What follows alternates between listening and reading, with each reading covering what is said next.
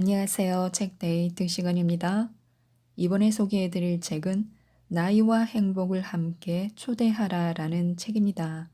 데이비드 니븐 지음, 이문경 옮김, 명진출판사에서 나온 책입니다.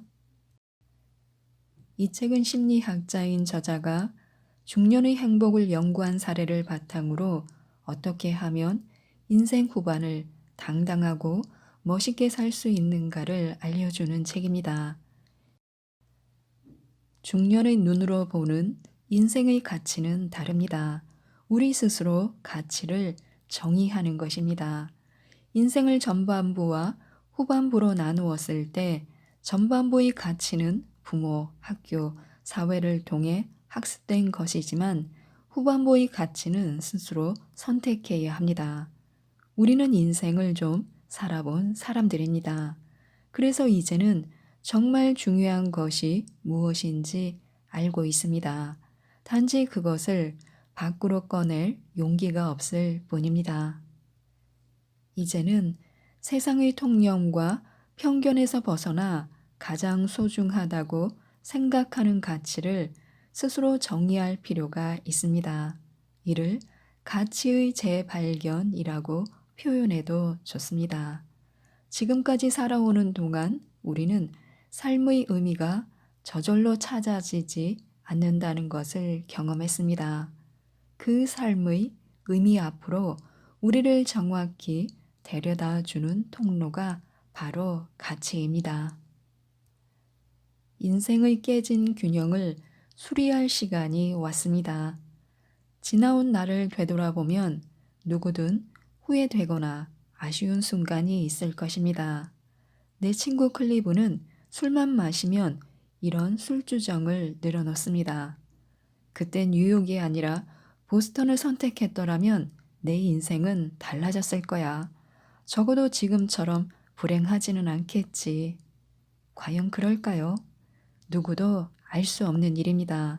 하지만 클리브는 늘 그때의 선택이 인생의 방향을 뒤틀어 버렸다며 후회합니다. 그러나 이런 후회는 무의미하고 쓸모없는 잡념일 뿐입니다. 과거에 A가 아닌 B를 선택했다 해도 현재의 삶이 달라질 가능성은 거의 없습니다. 왜냐하면 인생은 선택의 연속이기 때문입니다. A와 B의 갈림길보다 이후 맞닥뜨린 수많은 선택에서 어떻게 행동했느냐가 오늘의 내 모습을 만든 것입니다. 사람은 사회적인 면, 가정적인 면, 자기 자신, 이 세 가지 영역 안에서 생존하고 활동합니다. 이 영역들이 선순환 구조를 이루면 행복과 안정을 느낄 수 있습니다. 예를 들어 사업이 잘 돼 돈을 많이 벌면 가정에 경제적 여유와 함께 심리적 안정이 생깁니다. 또한 사회적인 일에서의 성공은 자기 자신에게 만족감과 자신감이라는 정신적 선물을 안겨줍니다. 가정과 자신에게서 비롯한 좋은 영향은 다시 사회적인 영역에 좋은 영향을 줄 수 있습니다. 반대로 이런 균형이나 조화가 깨질 경우 문제가 발생합니다.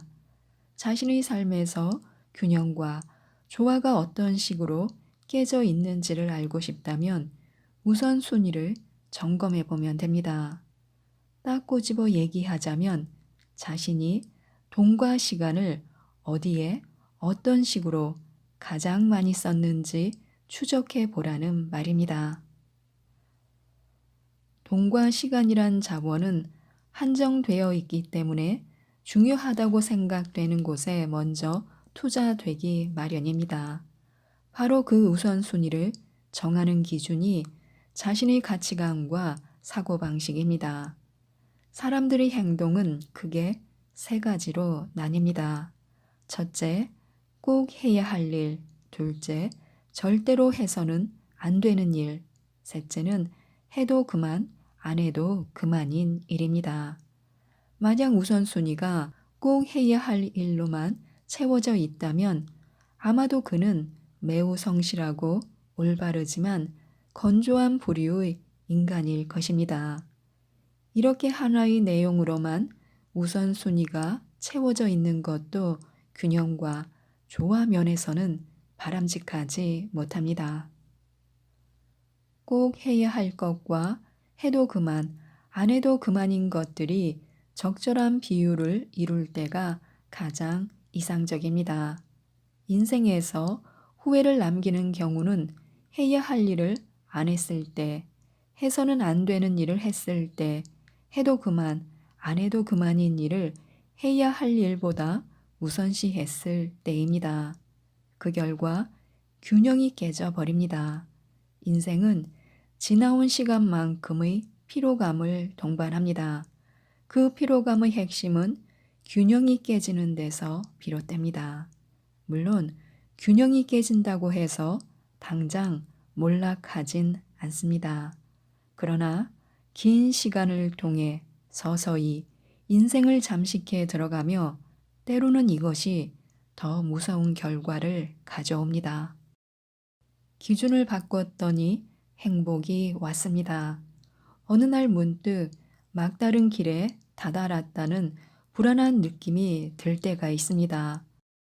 몹시 당황스러워 주위를 두리번거리게 되는 그런 때 말입니다. 어디까지든 계속 이어져 있을 거라 믿고 열심히 달려왔는데 뒤로 돌아갈 수도 없고 앞으로 나갈 수도 없습니다.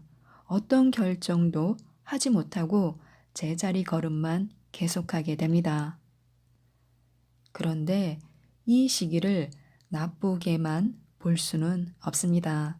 왜냐하면 이건 자신이 달려야 할 새로운 길이 펼쳐져 있다는 뜻이기 때문입니다.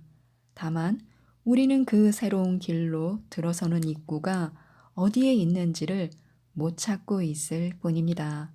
그 입구를 찾기 위해선 지금까지와는 다른 지도가 필요합니다. 지금까지 자신을 안내해 준 지도에는 여기까지의 길만 있을 뿐 새로운 길은 없습니다. 다른 지도를 펼쳐야 새로운 길이 보이는 법입니다. 다른 지도를 본다는 건 지금까지와는 다른 기준을 세운다는 뜻입니다. 지금까지 자신은 무언가를 기준으로 노력해 왔을 것입니다. 막다른 길에 도착했다는 사실은 그 기준으로는 더 이상 앞으로 나아갈 수 없다는 뜻입니다. 그래서 새로운 기준이 필요합니다. 그것을 찾으면 새로운 길은 자연스럽게 보입니다. 우리가 막막하다고 느끼는 건 과거의 기준으로 과거의 길을 연장하는 데만 골몰해 있기 때문입니다. 변화는 소중함을 느끼는 순간부터 시작됩니다. 일이 잘 풀리지 않을 때, 앞으로 나가지 않는다는 느낌이 들 때, 내가 원하지 않는 결과가 자꾸만 나타날 때 사람들은 변화를 원합니다. 그렇지만 생활의 안정을 깨트리거나 인생을 뒤흔드는 근본적인 변혁을 원하는 것은 아닙니다. 하루하루가 그날이 그날 같은 단조로운 생활에 뭔가 활기를 줄 정도의 가벼운 변화를 원합니다. 그래서 헤어스타일이나 옷차림을 바꾸기도 하고 낯선 곳으로 여행을 떠나기도 합니다. 하지만 이것은 변화라고 말하기 힘듭니다. 굳이 이름을 붙이자면 기분 전환 정도라고 할 수 있습니다. 의미 있고 반드시 필요한 변화란 우리 내부에 정체되고 굳어진 것들을 깨뜨려서 새로운 순환 구조를 만드는 것입니다. 모든 창문을 활짝 열어 신선한 바깥 공기가 몰아쳐 들어오게 함으로써 가라앉아 있던 집안의 공기를 바꿔주는 것과 같습니다. 이런 변화는 40대, 50대에게 특히 필요합니다. 이 정도 나이가 되면 라이프 스타일이나 행동, 사고방식들이 일정한 패턴을 가지게 됩니다. 그 패턴들은 일상을 익숙하고 안정적으로 유지할 수 있게 해주지만 시간이 지나 굳어질수록 새로운 시도나 발전을 가로막는 장애물이 됩니다. 고인물은 썩게 마련이듯 변화없는 인생은 뒷걸음질밖에 할 게 없습니다. 그런 위험이 가장 두드러지는 때가 바로 40대, 50대입니다. 왜냐하면 몇십 년 지속해왔던 패턴이라는 장애물이 어지간한 파괴력으로는 꿈쩍도 하지 않을 만큼 단단해져 있을 시기이기 때문입니다. 그러므로 변화만이 살 길이라는 절박함을 가지고 노력해야 합니다. 특히 머리보다는 몸을 움직여야 합니다. 인간의 모든 생각과 마음가짐은 행동으로 구체화되기 때문에 변화 또한 행동을 통해서만 가능합니다. 사람들이 이건 좀 고쳐야지, 저건 좀 안 해야지 하면서도 습관적으로 되풀이하는 것도 머릿속만 바쁘기 때문입니다. 살다 보면 머리와 손발의 거리는 점점 멀어집니다. 사람들이 생각한 바를 제깍제깍 행동에 옮겨왔다면 아마도 인류는 지금보다 훨씬 풍요로운 모습으로 살고 있을 것입니다. 뭔가 변화하고 싶다면 자신에게 만만해 보이는 것부터 시작해 보시기 바랍니다. 그것이 무엇이든 머리보다는 몸을 쓰는 것이 좋습니다. 또한 재미있고 흥미있는 것을 택해야 합니다. 그런 일을 할 때는 피로감이나 거부감을 덜 느끼게 되므로 의무감 때문에 움직일 때보다 무엇이든 지속적으로 할 수 있습니다. 사람들이 운동을 시작하는 이유는 건강을 지키기 위해서뿐만이 아니라 생활의 변화를 원하기 때문일 것입니다. 리타는 그 방법으로 자전거를 선택했습니다. 며칠 전에 55번째 생일을 맞은 리타는 시내에 헤어숍을 운영하고 있습니다. 30년 경력의 베테랑이어서 오래된 단골 손님이 많습니다. 잡지나 방송에도 여러 번 소개될 정도로 소문이 나 있어서 꽤 잘 되는 편입니다. 게다가 두 아들은 전도 유망한 변호사로 벤처 사업가로 다들 잘 나가고 있습니다.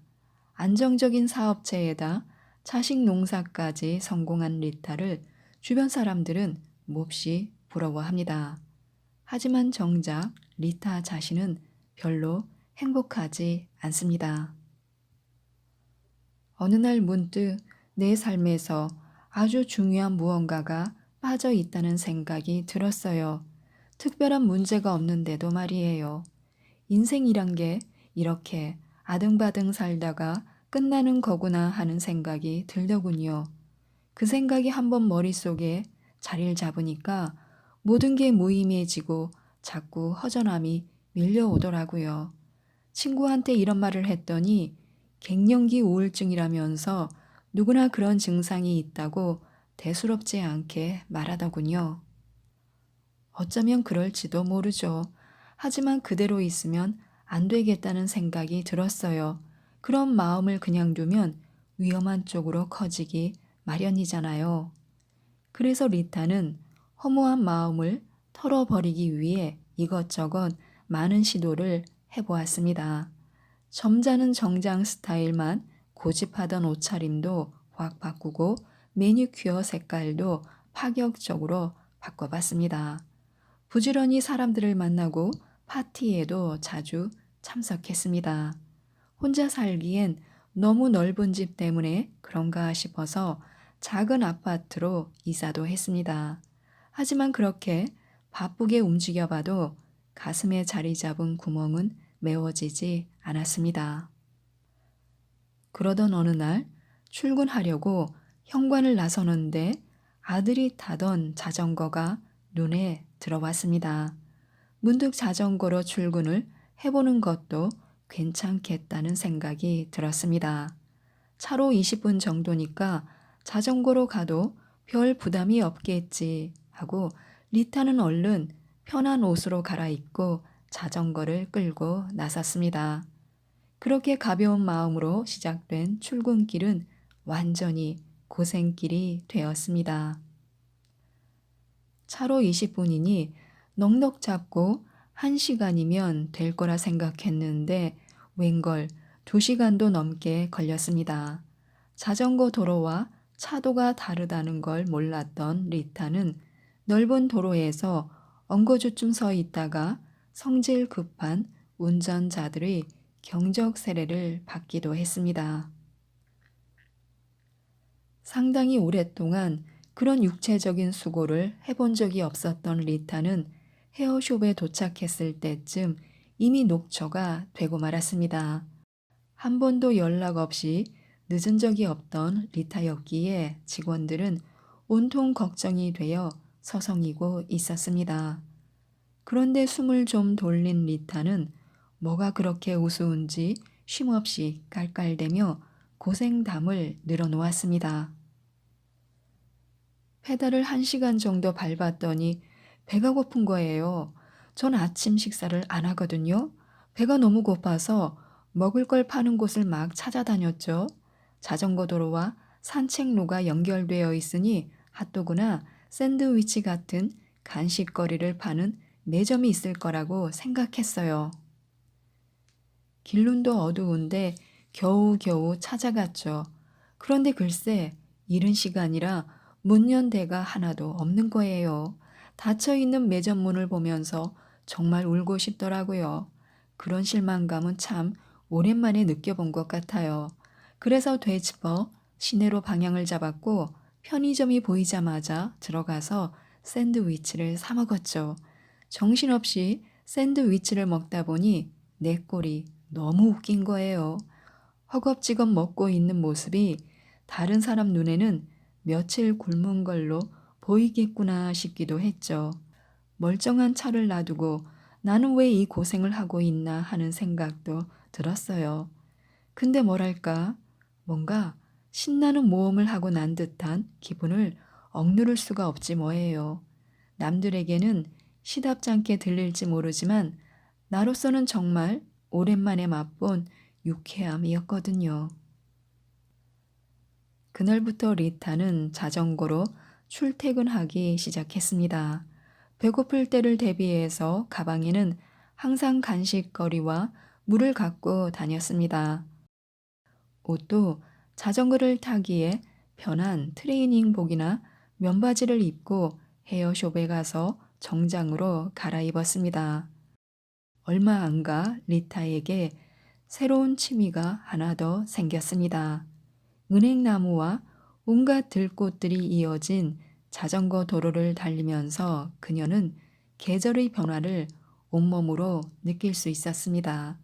시간의 흐름에 따라 변해가는 은행잎의 색깔과 각양각색의 이름 모를 들꽃들이 옹기종기 피어 있는 걸 보면서 리타는 그 광경을 사진에 담고 싶다는 생각이 들었습니다. 카메라 렌즈를 통해서 보면 세상은 다르게 보여요. 길가에 피어 있는 흔한 들꽃도 렌즈를 통해서 보면 생명력이 느껴지지요. 태풍이 우악스럽게 휩쓸고 간 자리에서 줄기를 꼿꼿이 펴고 햇빛 아래 당당하게 서 있는 모습을 보면 나도 모르게 고맙다는 말이 나와요. 살아있다는 게 얼마나 소중하고 아름다운지를 매 순간 깨닫고 있어요. 현자들이 말하길 진리는 우리 가까이에 있다고 했습니다. 우리가 그것을 보고 듣고 관심을 기울이려고 하지 않기 때문에 못 느끼는 것뿐입니다. 살아서 움직이고 있다는 것에 감사함을 느끼는 순간 우리 삶의 변화가 시작됩니다. 그런데 이 단순한 진리는 머리로 이해하는 것이 아니라 몸으로 체험해야만 마법을 발휘합니다. 중년에는 신발 한 켤레가 더 필요합니다. 건강을 지키고 노화를 방지하려면 운동이 꼭 필요하다는 사실은 누구나 잘 알고 있습니다. 하지만 그건 머릿속 세계에서만 그럴 뿐입니다. 몸이 따라주지 않는 것입니다. 솔직히 말해 귀찮습니다. 아직은 게으름과 귀찮음을 이겨내고 운동을 해야 할 정도로 망가지진 않았다고 스스로를 안심시킵니다.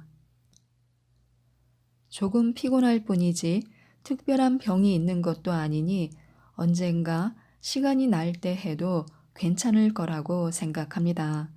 나이 먹으면 조금씩 늙어가는 게 자연의 순리라며 게으름을 합리화하기도 합니다.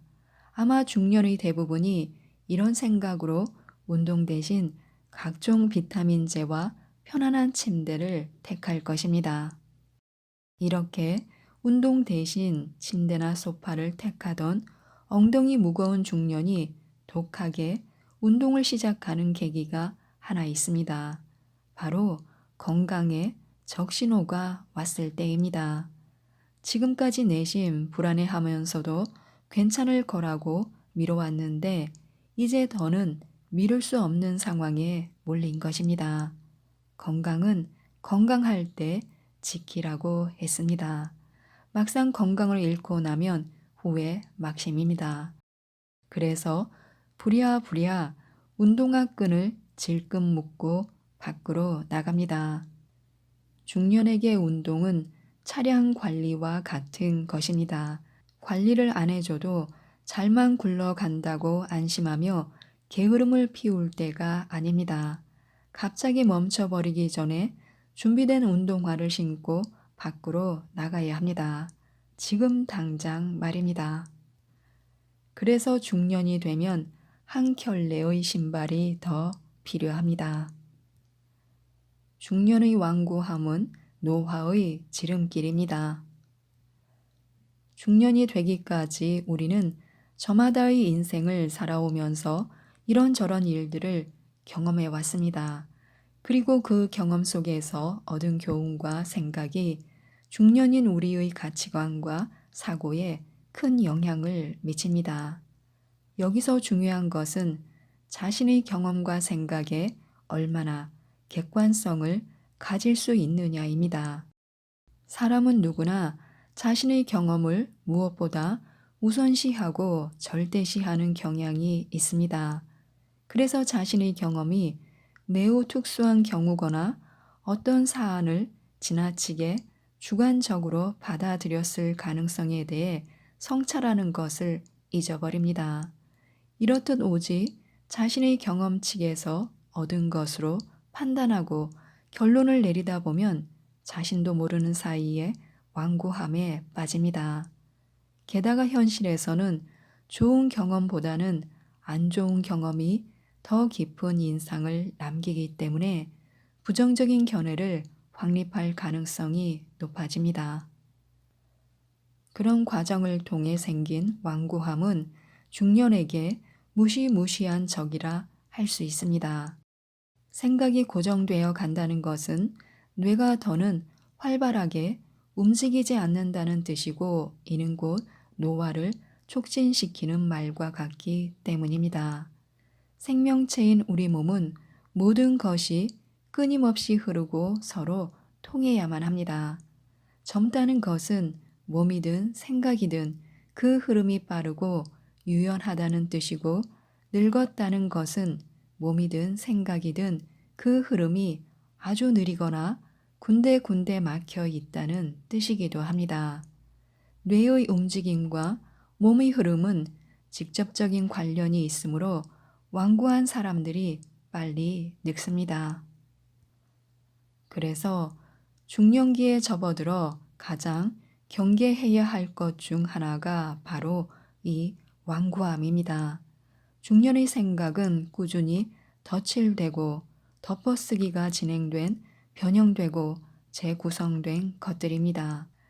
그래서 중년의 나이쯤 되면 세상이 뭔지 나름대로 알게 되었다고 말할 수 있는 것입니다. 그런 까닭에 중년의 생각이 젊은 사람들보다 더 현명하고 신중한 부분이 많은 것은 사실입니다. 그러나 그렇다고 해도 자신의 생각이 다 옳다고 확신해서는 안 됩니다. 이것은 팔랑귀처럼 이리저리 흔들리는 게 좋다는 뜻이 아닙니다. 주관도 없이 휘둘리는 것도 큰 문제일 수 있지만 자신의 생각 상자 안에 들어가 절대로 나오지 않으려고 하는 태도도 문제라는 것입니다. 중년기에 빠지기 쉬운 완고함의 늪을 피하기 위해선 자신의 생각이 틀릴 수도 있다는 전제를 항상 인정해야 합니다. 그게 가장 정확하고 올바른 처방입니다. 이번에 소개해드릴 책은 인생의 절반쯤 왔을 때 깨닫게 되는 것들이라는 책입니다. 리처드 제일 라이더, 데이비드 A. 샤피로 지음, 김정웅 옮김, 위즈덤 하우스에서 나온 책입니다. 이 책은 삶의 우선순위를 정하고 바람직한 삶의 조건을 바꾸는 법을 찾을 때 가방을 가볍게 꾸릴 수 있음을 일깨워주는 책입니다. 자기 자신을 완전히 잃지 않도록 도와줄 비법 8가지를 소개해 드리겠습니다. 1. 하루의 흔적을 기록하자. 일기라는 형식에 갇힐 필요는 없습니다. 매일매일 꼬박꼬박 써야 할 의미도 없습니다. 그저 자유롭게 하루 동안의 생각과 느낌 등 자신이 남긴 혹은 기억에 남겨진 흔적들을 기록해 두기만 하면 됩니다. 언젠가는 자신과의 대화에 있어 풍부한 소재들을 제공할 것입니다.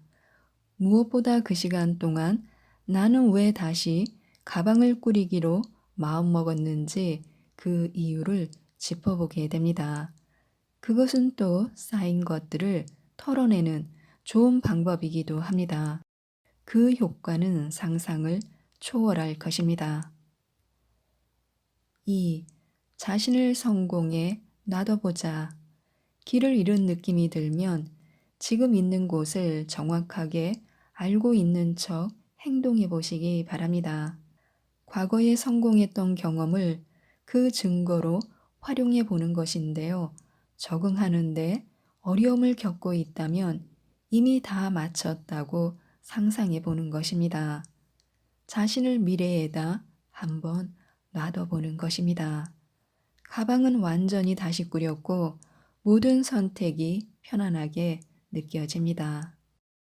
하루 혹은 한나절 동안 모든 의심을 완전히 제쳐놓고 미래에 대해서 어떠한 두려움도 품지 않겠다고 마음먹으면 됩니다.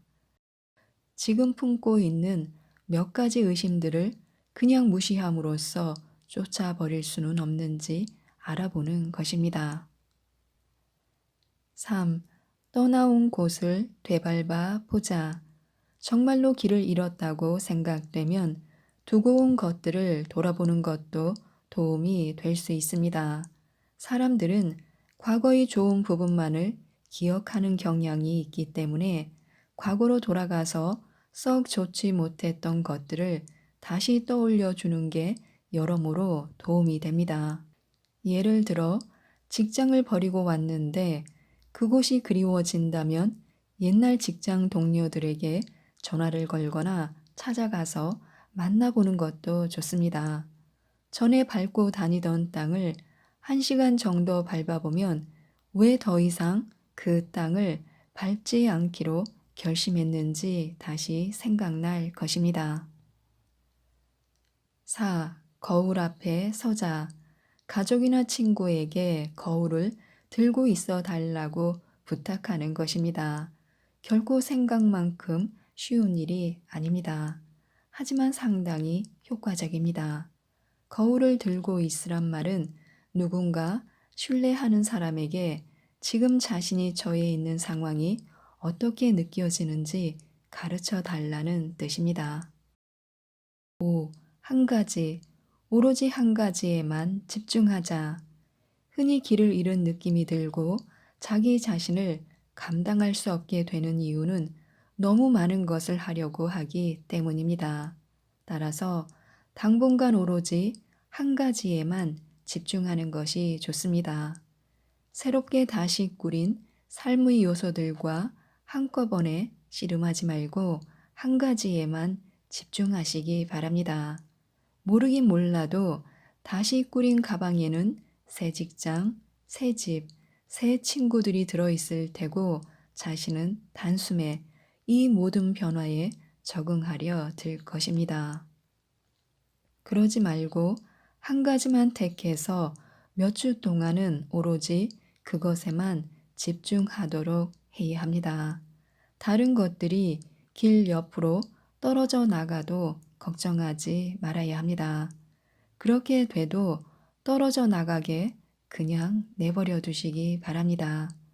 일단 삶의 한 분야를 좀 더 단단한 발판 위에 올려놓고 나서 다른 분야로 관심을 돌리면 됩니다.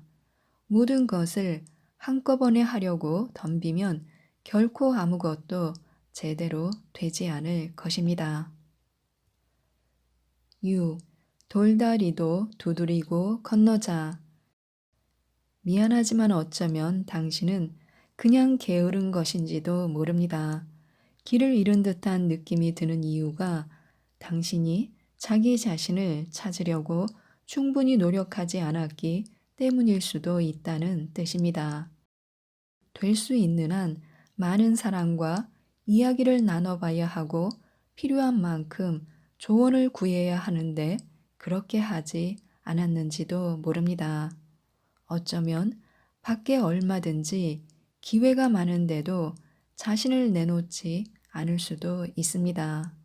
또한 당신은 마라톤 주자가 한계 상황을 돌파하기 직전과 같은 상태에 있는 것인지도 모릅니다. 지금 당신은 지쳐 있습니다. 하지만 조금만 힘을 내면 피로는 물러가고 언제까지고 달릴 수 있을 것 같은 기분이 들게 됩니다. 7. 밖으로 나가고 안으로 들어오자. 밖으로 나가서 사람들과 이야기를 나눠야 합니다. 그들을 통해 더 많은 정보, 더 많은 지식, 더 많은 충고, 이제까지 자신에게 닫혀 있던 문들을 열어줄 만한 요령들을 수집하는 것입니다. 그리고 그 안으로 들어가서 자기 자신에게 귀를 기울이면 됩니다. 8. 한숨 돌리고 가자.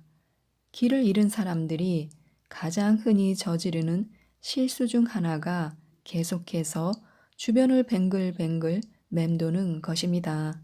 길을 잃으면 필요 이상으로 힘을 낭비하게 되는 경우가 많습니다. 지금 지나치게 열심히 노력하고 있는 것인지도 모릅니다. 지금 처해 있는 상황에서 빠져나가는 데만 에너지를 쏟아붓지 말고 반대로 그 경험에 자신을 순순히 맡겨보시기 바랍니다. 모든 짐을 혼자서 지고 가려고만 하지 말고 흘러가는 대로 자신을 놓아두시기 바랍니다. 인생이 여행이라면 삶을 이루는 다양한 요소들은 여러 가지 가방에 비유할 수 있습니다. 사람들은 기본적으로 세 가지 가방을 갖고 다닙니다. 서류 가방은 일을 위한 가방입니다. 여행 가방은 사랑을 위한 가방이고 트렁크는 살 곳을 위한 가방입니다. 가방을 다시 꾸리려면 먼저 열어보고 그 안에 무엇이 들었는지 꼼꼼히 살펴봐야 합니다. 가장 좋은 방법은 다른 사람들과 대화를 나누는 것입니다. 서로의 결정과 선택에 큰 영향을 줄 수 있을 만큼 신뢰하는 관계라면 더욱 좋습니다. 상대방으로 하여금 우리에게 질문을 던지게 한 뒤에 그 대답을 적어보시기 바랍니다. 그런 다음 상대방에게도 똑같은 방법을 적용하면 됩니다. 대화 상대가 없다면 자기 자신에게 질문할 수도 있습니다. 다만 신중하게 답변할 수 있도록 충분한 시간을 줘야 한다는 점은 명심해야 합니다. 얼마나 지고 가야 충분한 것일까요? 우리의 삶은 여행입니다.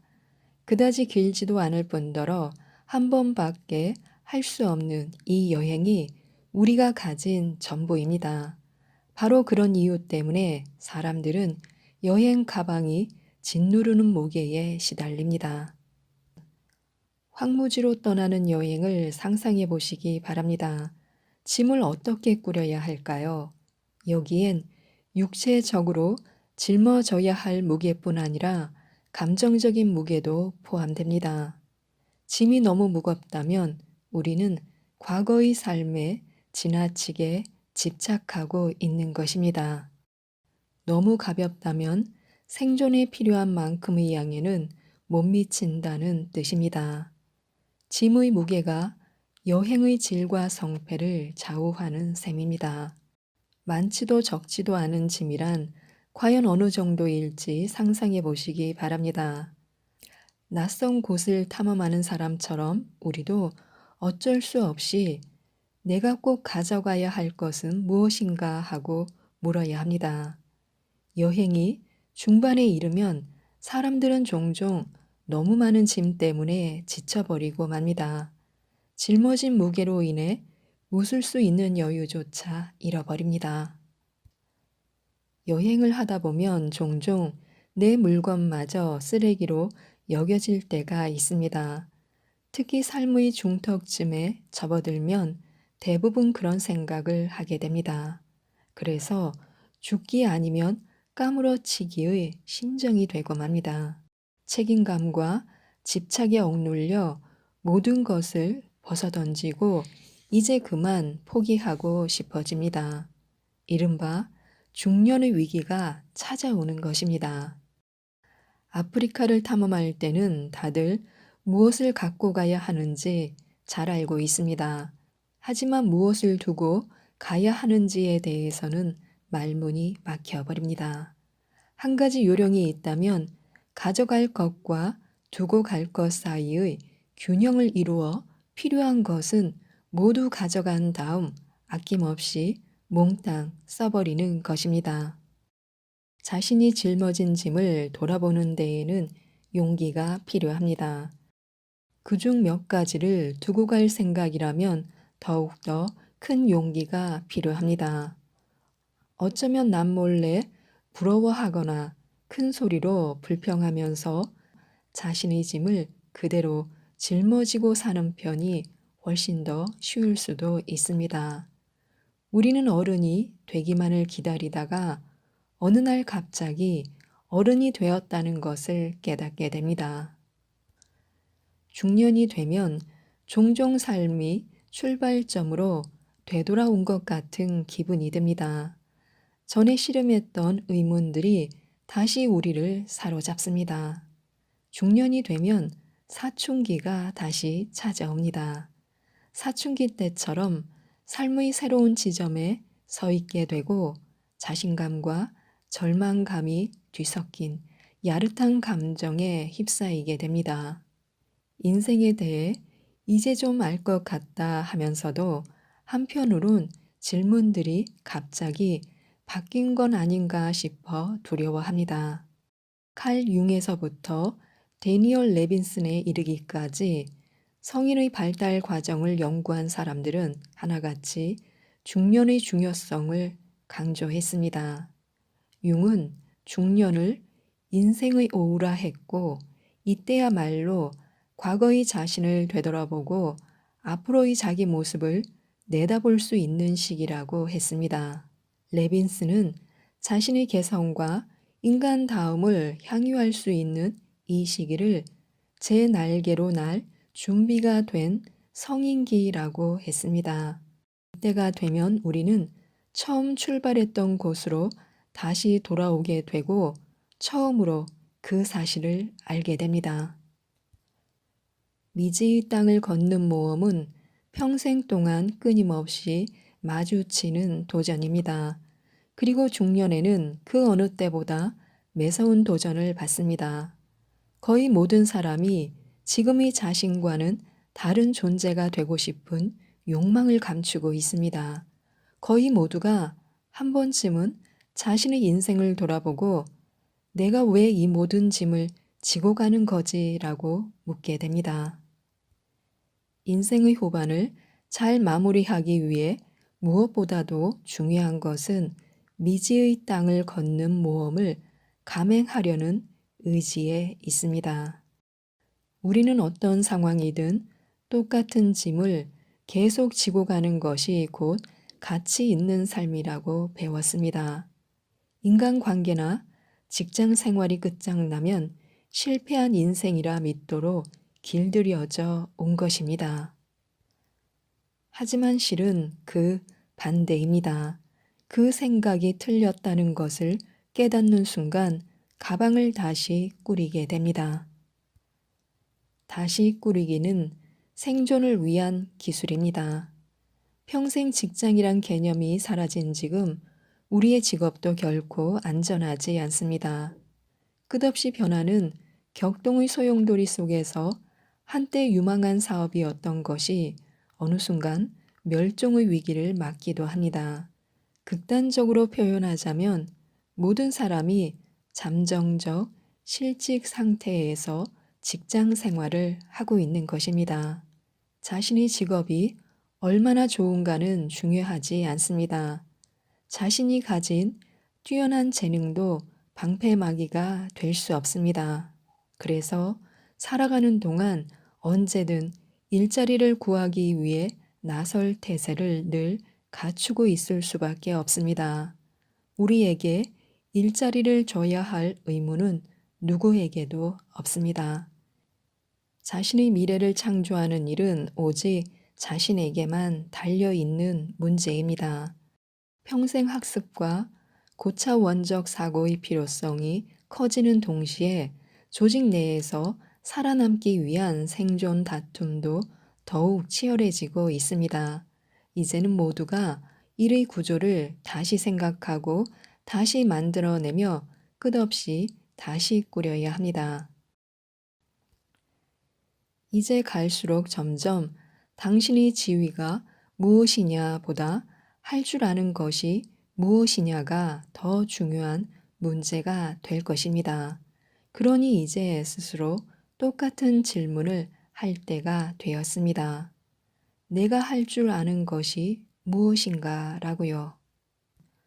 결국 도구가 아닌 몸에 지니고 다닐 수 있는 재능을 갈고 닦아야 합니다. 그렇다면 몸에 지니고 다닐 수 있는 자신의 재능은 무엇인가요? 분명한 것은 현재 우리가 어디서 어떤 일을 하건 우리의 주인은 오직 우리 자신이어야 한다는 것입니다. 우리의 유일한 고용주는 바로 자기 자신이며 우리는 나라는 이름의 사업체입니다. 그리고 여느 회사와 마찬가지로 성장과 발전을 위해 종합적인 전략을 개발해야 합니다. 설령 자신의 직업이 걱정하지 않아도 좋을 만큼 안정적이라 할지라도 생존을 위해서는 삶과 일을 다시 꾸리는 것이 반드시 필요합니다. 왜냐하면 인간은 무엇이든 숙달되는 순간부터 실증을 느끼기 때문입니다. 권태가 없으면 타임아웃도 없습니다. 인생의 절반쯤 오게 되면 많은 사람이 마치 덫에 갇혀 있는 듯한 느낌에 사로잡힙니다. 이때쯤이면 일이든 육아든 어느 분야에선가 나름 전문가가 되어 있습니다. 어떤 이들은 결국 성공을 이루었지만 자신이 원하던 것을 얻지 못했다며 성공이 자신을 배반했다고 합니다. 사람들은 지금 가고 있는 길을 계속가야 할지 아니면 가보지 않은 길, 새로운 삶의 방향을 택해야 할지 갈등합니다. 너무도 혼란스러워 사물을 가려낼 능력도 없습니다. 하루하루 살아가면서 이따금 자신의 삶을 얼핏 들여다보기도 하지만 허락된 시간이 정해져 있다는 것을 의식하고 타임아웃을 불러 변화를 모색하는 일은 하지 못합니다. 만족은 항상 불만을 낳습니다. 좋든 싫든 피할 수 없는 사실입니다. 그것이 직업이든 사람이든 오랜 세월을 두고 지속적인 열정을 품기는 정말 어려운 일입니다. 성공이란 건 역시 손에 쥐는 순간부터 어느새 시들시들해지고 맙니다. 살아있다는 느낌을 되찾으려면 결국 새로운 것을 꿈꾸어야 하고 자신을 재창조해 나가야 합니다. 삶에서 깜짝 놀랄 일들이 사라지면 삶 역시 손가락 사이로 모래가 빠져나가듯 사라지고 맙니다. 그래서 타임아웃이 필요합니다. 타임아웃을 갖고 나면 다시 예전처럼 놀라움과 설렘을 회복할 수 있습니다. 가방을 다시 꾸리려 할 때면 두려움과 막연함과 불안, 회의 같은 감정들을 만날 수도 있습니다. 이상 책데이트였습니다. 감사합니다.